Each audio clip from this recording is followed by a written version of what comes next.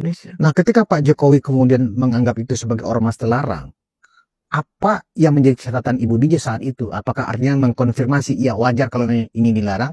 Dan sampai tahun berapa Ibu masih terlibat di sana, di grup itu maksudnya? Nah, di grup itu saya akhirnya menyadari bahwa ini kayaknya komunitas nggak benar juga gitu. Karena pas sedikit-sedikit bicara makar, sedikit-sedikit bicara kudeta, sedikit-sedikit demo, sedikit-sedikit ini.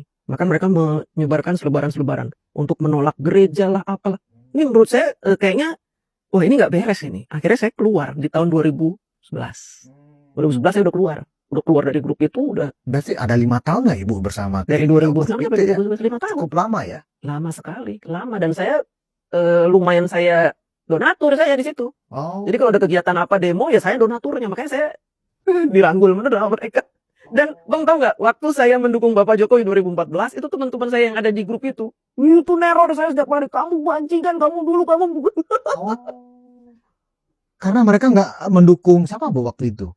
Waktu 2014 itu Prabowo Hatta berarti ya? Hatta, iya. 2 periode mereka mendukung, Pak. Karena PKS di situ. Karena ada PKS. Kan PKS itu partai yang mengakomodir mereka. HTI ini. HTI dan FPI. Yang berbahaya menurut Ibu HTI atau FPI Bu?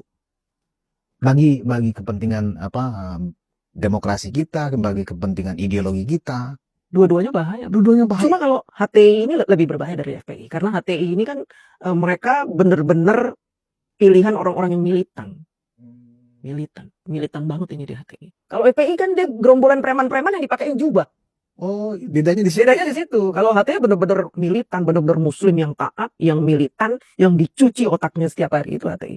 Kalau FPI ada keinginan juga negara khilafah nggak Bu? Ya sama. Sama juga. Karena orang HTI juga ada di FPI kan. Oh. Nah, kenapa Bu ya? Orang-orang kayak Pak Fahrul Razi, kayak Pak Sunarko, ya para purnawirawan itulah ya. Kok sekarang bersimbiose dengan mereka? Apakah hanya karena mereka dulu pernah ada di kubu Anies Baswedan? Jadi punya sakit hati yang sama, punya kepentingan yang sama, ya. Termasuk juga bahkan yang intelijen pun menjadi konyol begini kan sikapnya. Masa intelijen memberikan analisa terbuka ke publik, kan itu konyol, kan gitu loh. Iya. Gimana Bu? Jadi begini, para purnawirawan kenapa bergabung dengan FPI HTI? Karena menyangka bahwa FPI HTI itu masih banyak pasukannya. Oh, menyangka dengan ngira ya? Ngira. Kan mereka butuh people power. Selama ini kalau mereka ngomong revolusi people power. Yang punya people power siapa mereka sekarang?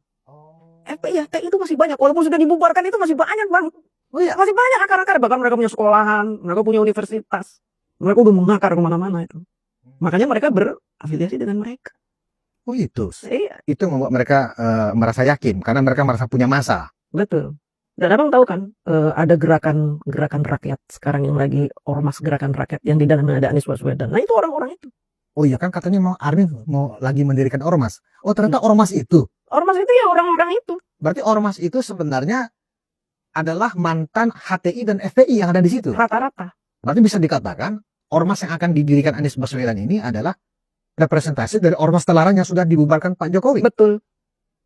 Apakah pemerintah akan mengizinkan seperti itu Bu? Walaupun mereka di atas kertas ya agar mendapatkan izin ya kan terdaftar dan seterusnya dari pemerintah dasar negara Pancasila. Padahal itu hanya teks saja, tapi jiwanya Ibu yakin? Yakin saya.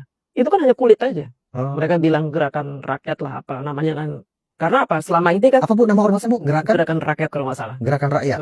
Kan selama ini FPI yang dibubarkan, HTI dibubarkan, mereka pengen bikin lagi ormas baru dengan nama FPI yang tadinya Front Pembela Islam jadi Front Persaudaraan Islam, Persatuan Islam, tahu kan ditolak sama Kemkumham karena karena ketuanya kan masih Siri. Akhirnya mereka membuat sebuah ormas yang besar yang di dalamnya mungkin tidak ada Rizik, tidak ada ini, tapi tetap saja dengan visi misi sama seperti mereka ini. Nah, Ibu melihat ormas gerakan rakyat yang konon katanya akan dipimpin oleh Anies Baswedan ini adalah berarti Anies sadar bahwa dia sedang merepresentasikan bagian dari HTI.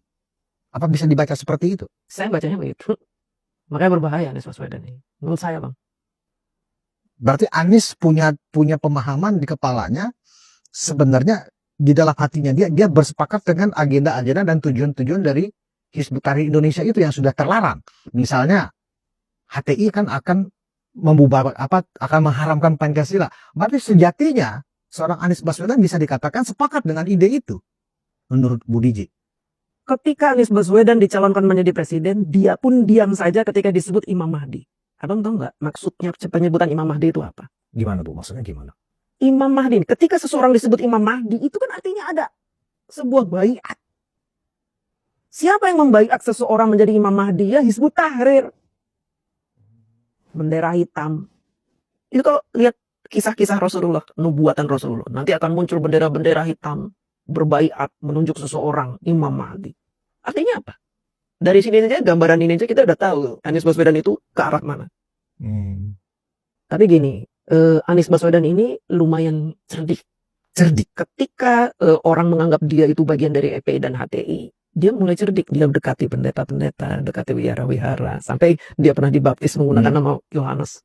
Dia cerdik. Ingin menyingkirkan tuduhan orang bahwa saya FPI HTI. Karena saya pun toleran dengan beberapa agama. Dia cerdik. Apa tujuan dia cerdik itu menurut Bu DJ? Sebenarnya Anies Baswedan ingin mengakomodir kekuatan yang ada di FPI dan HTI. Tapi dengan mengubah mindset rakyat Indonesia bahwa dia itu FPI dan HTI. Sehingga dia mengkamuflase itu semua dengan dia mendekati pendeta lain. Itu di gerakan rakyat tuh ada pendeta juga di situ. Oh, untuk mengkamuflase sebenarnya. Artinya orang-orang yang plural yang ada di gerakan rakyat ini seolah-olah ini bukan politik identitas, politik agama. Ini adalah rakyat. Ada segala agama di sini. Iya. Itu hanya strategi, taktik. Pada saatnya nanti kalau memang mereka menemukan jalan, mereka akan menyingkirkan itu. Menurut Bu DJ. Dari Ibu kan 5 tahun loh di sana. Mereka akan menyingkirkan itu. Mereka akan melakukan apa saja demi menguasai Indonesia. Udah itu titik. menguasai Indonesia dengan dasar Islam. Betul. Melakukan apa saja. Mau itu kebohongan, mau itu fitnah, mereka akan melakukan itu. Yang penting bisa menguasai Indonesia. Bagaimana dengan orang-orang yang non-Islam yang diajak sekarang? Ketika itu sudah tercapai misalnya, apa yang akan mereka lakukan? Ya ini perlu dipertanyakan nih pendeta-pendeta yang masuk itu. Apakah dia memahami itu apa enggak? Bisa jadi mereka nggak tahu. Bisa jadi mereka tahu atau bersekutu juga atau cari aman. Karena ada beberapa pendeta yang cari aman. Takut dipersekusi. Dulu kan FPI begitu kecil. Oh, karena takut dipersekusi. Dikibulin dan mengibuli kan gitu loh. Iya, makanya nih negara harus waspada menurut saya. Terhadap gerakan-gerakan kamuflase ini harus waspada. Apalagi di dalamnya ada mantan jenderal, ada GAM. GAM udah mulai muncul ini. Menyebut-nyebutkan saya panglima GAM. Itu ngeri sekali, Bang. Kalau udah kayak begitu, harusnya negara mulai waspada.